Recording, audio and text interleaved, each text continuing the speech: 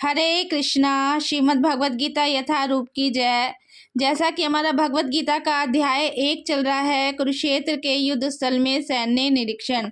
मैं डेली भगवत गीता का एक एक श्लोक पढ़ती हूँ, उसका हिंदी अनुवाद और तात्पर्य आपको पढ़ के सुनाती हूँ और आपको समझाने का भी प्रयास करती हूँ। तो ये हमारा भगवत गीता अध्याय 1 का लास्ट श्लोक है, श्लोक संख्या 46। कल से हमारा अध्याय 2 चालू हो जाएगा। तो अगर मैंने भगवत गीता के एक एक श्लोकों का वीडियो बनाया है, एक अध्याय पूरा कंप्लीट पढ़ा है और आपको एक एक श्लोकों के माध्यम से भगवान कृष्ण की वाणी को समझाने का भी प्रयास किया है। तो आज हमारा ये अध्याय 1 का लास्ट श्लोक है। तो शुरू करते हैं आज अपना श्लोक। संजय उवाचा एव मुक्तवः अर्जुन सांख्ये रथोपस्थ उपाविशित विसृज्य सशरम चापम शोक सविघ्नम मानसा। तो इस श्लोक में संजय उवाचा लिखा है, संजय ने कहा। संजय कौन था? धृतराष्ट्र का मंत्री था।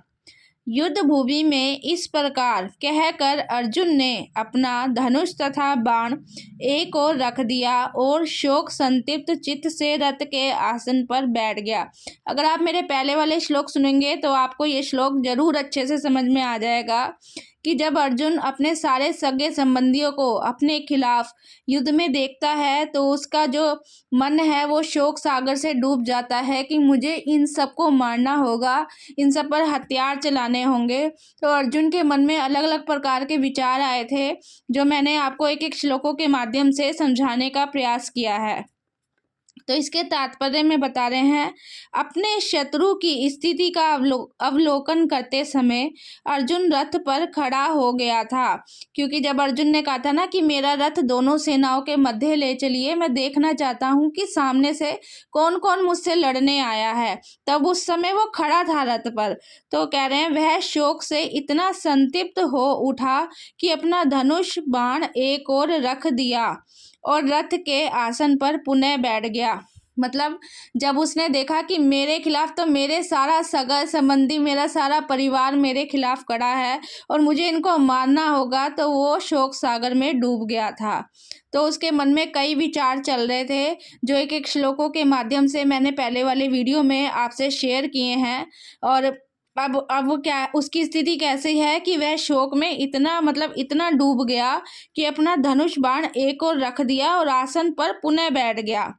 ऐसा दयालु तथा कोमल हृदय व्यक्ति जो भगवान की सेवा में रत हो, आत्मज्ञान प्राप्त करने के योग्य है।